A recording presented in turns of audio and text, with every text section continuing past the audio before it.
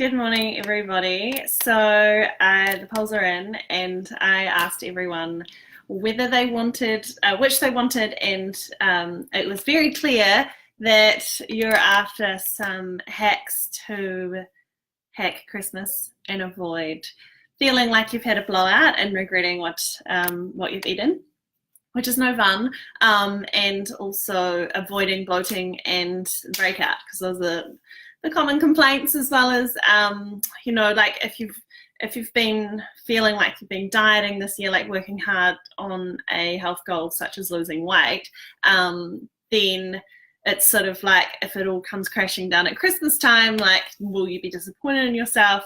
Not that Christmas time is a time to be dieting, and I personally don't always agree with the idea of dieting. So that's particularly why I wanted to touch on what I'm touching on today, which is just making more conscious choices at Christmas time, and more than anything to avoid that feeling of regret of like, oh, like I've had a blowout and I'm feeling super bloated, or as I say, like having a breakout and hangover and that kind of thing. So it's not about extreme, it's not about dieting, but it's just a few hacks for you. So firstly, I'll touch on reducing sugar. Christmas time is such a sugar-filled time, and I know that's a great time, but there's also the repercussions of that, which is often, particularly one thing with sugar, is that it has this effect on our brain that tells us it doesn't tell us we're full, so we're never quite satisfied. So that's often when we start to eat more and more, because we've had chocolate in the morning, and we've been eating kind of all sorts of food that's hanging around the office or wherever, and then we're constantly just grazing or going back for seconds and overeating. And so I wanted to touch on sugar being a super important one, not to be the fun police, but just to be, again, a bit aware of it. So when looking at, say, desserts and stuff, I think it's an important one. And actually, Jay, my boyfriend, wanted me to remind everybody that there are hacks that you can use that aren't depriving yourself, and also information that you may not be aware of, such as ice cream and cream are often commonly on offer, I've noticed, at Christmas. And whilst people think cream is really bad for you, and ice cream is a better option, or you might just prefer it, did you know that ice cream is actually, it's full of sugar often, and not as satiating or not as healthy or nourishing version of the two. I mean, I don't eat dairy, so I can't really comment. But yeah, that's one thing, that if you would like to reduce sugar at Christmas time, just go for the cream on the side of your dessert rather than the ice cream. So that's the more specific one. Also, berries are the lowest in sugar fruit to have. So berries are great at Christmas time. They sweeten things up, and they are better than just like having a whole lot of chocolate or sweets and that kind of thing. So embrace the berries, and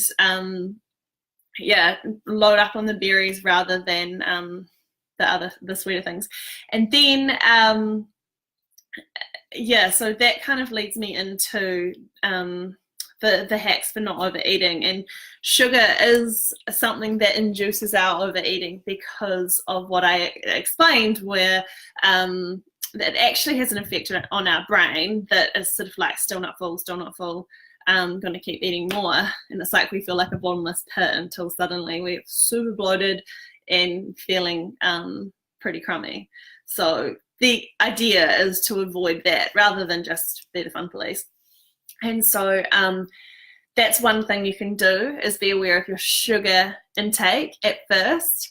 And then another thing is reducing bread and white fluffy things that turn into sugar in our body has the same effect. And if we're not eating too much bread, that's another way to not really fill up. So what you ideally want to do is aim for proteins and vegetables, And I don't want that to sound super boring at Christmas time, but if you go for the meats and the like the salads and kind of veggie components, and like roasted veggies and even potatoes, these sorts of things with the enzymes in the fresh food veggies help our digestion, so it doesn't feel so sluggish. So there's another tip. And also grazing platters, like all the platter kind of things, it's very easy to keep. Like I'm a massive picker, like constantly just like picking away until I'm like, I have no idea how much I've eaten, but it's way too much. One hack with that is get a little plate and serve up all of the things, and you are more aware of like how much you've actually eaten. And that way too, like it's not about depriving yourself, but it's kind of feeling like, like I'm satisfied and I've eaten what I need to eat and want to eat, and not overdone it, purely just by bringing awareness to what you're putting in your mouth. Because so often, like when the alcohol comes in and the sugar, and it's just kind of like eating, and then, I mean, I've seen it, like January turns into gotta lose weight, gotta do this. It's like, why do we have to do these extremes? Like, why can't we just be more conscious human beings and being aware of what we put in our mouth from a place of love, rather than punishment one way and then punishment trying to like exercise and like diet and that kind of thing. So it's about bringing in just like the real life component. And then while I'm on the subject of alcohol, being aware that there are far more sugary alcoholic drinks than others.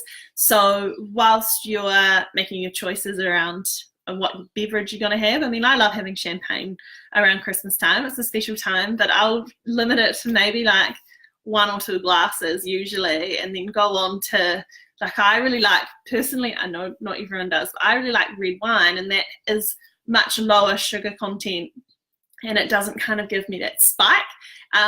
Gin and soda is another goodie. It's if you are conscious of calories, I don't personally count calories or believe in them, but if you are along those lines, like something like gin and soda is really low energy intake, and also my favorite thing is that it's really low sugar, and you can put lemon and mint and cucumber and that sort of thing in there. It's a good summer drink that is not a cocktail loaded with sugar, because I've just explained to you what sugar does around food and around overeating and making you feel hungover and having a crap next day. This is also what we want to avoid, because that starts the spiral all over again. And so with that, avoiding hangovers and avoiding overeating, water is also your friend. If you keep hydrated and drinking water, then you're more likely to reduce overeating and reduce cravings, because often the feeling of dehydration is hunger and is confused with, oh, I'm feeling a bit low, I'm feeling a bit like foggy in my head, I'm going to grab a coffee or I'm going to grab sugar, and then that turns into more of, just feeding the cravings. So water, also drink water, please. If anything else that you get from this, keep hydrated and keep moving as well. It doesn't necessarily have to be hardcore exercise, but even just going for a walk and keeping active each day is a good way to help your digestion. So if you've had a big meal, like just go for a walk, go for a family walk, or do some stretches like yoga in the morning, but it doesn't have to be anything strenuous. So keep active as well. So I hope this has answered some of your questions. Obviously, if there's something that you want me to do a short video on, send me. I've got my email available, Facebook part, but send me a message as well, because that's the best way for you to get your questions answered. Otherwise, ask me privately. And if you would like to know what it's like to work with me, then send me a message and we can arrange a call as well. So have a wonderful Christmas. All loved you all. Thanks.